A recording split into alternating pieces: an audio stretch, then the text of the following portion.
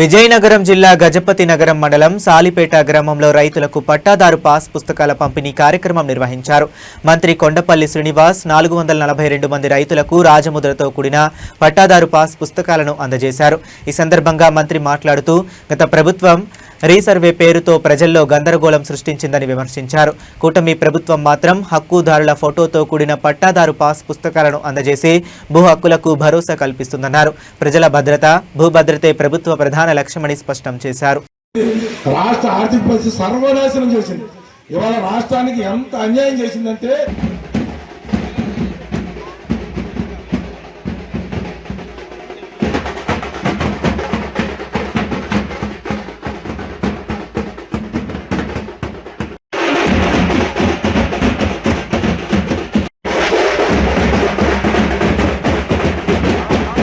President గారు వేదికపైకి రావాల్సిందిగా కోరుతున్నాం. ఎం భాస్కర్ గారు వేదికపైకి రావాల్సిందిగా కోరుతున్నాం.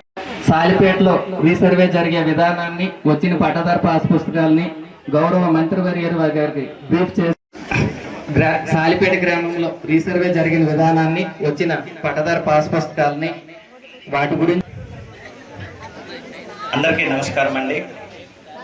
ఆంధ్రప్రదేశ్ ప్రభుత్వం ప్రతిష్టాత్మకంగా చేపడుతున్న మన గ్రామానికి వచ్చినటువంటి మన ఎమ్మెల్యే గారు, మినిస్టర్ గారుకి స్వాగతం, సుస్వాగతం.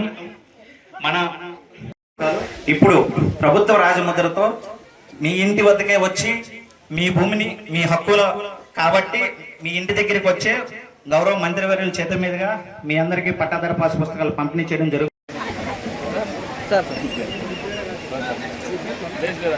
రాజనారాయణ అప్పన్నాయుడు చేతియండి.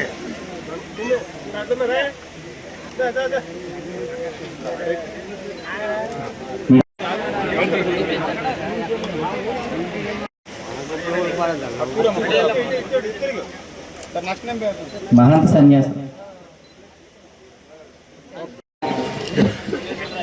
మిడతాన అప్పలనాయుడు, రొంగలి పార్వతమ్మ,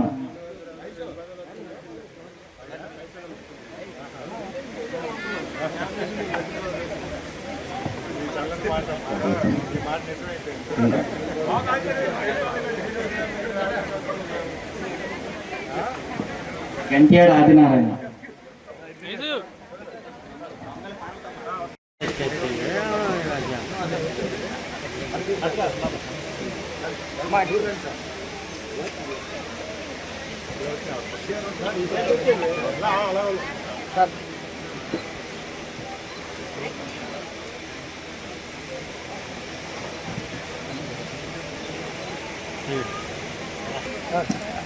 గంట్యాడ పరిశ్రమ గారి ప్లేస్ లో వాళ్ళ కన్నమ్మ గారు రావాల్సింది. ల్యాండ్ టైటిల్ యాక్ట్ వస్తే ఎంత దారుణం గెలిపేదంటే అంత దారుణమైన పరిస్థితిలో గెలిపేది. దేవుడి దయ వల్ల మీరందరూ కూడా, నాలాంటి శాసనసభ్యులు అందరూ కూడా మీరు గెలిపించారు కాబట్టి ఈరోజు గౌరవ ముఖ్యమంత్రి గారు కావాల్సిన చర్యలు తీసుకొని భూ హక్కుదారు కంపల్సరీగా వాళ్ళకి న్యాయం చేయండి. రాజముద్రతో ఈరోజు మళ్ళీ పాస్బుక్లు పంపిణీ చేయండి.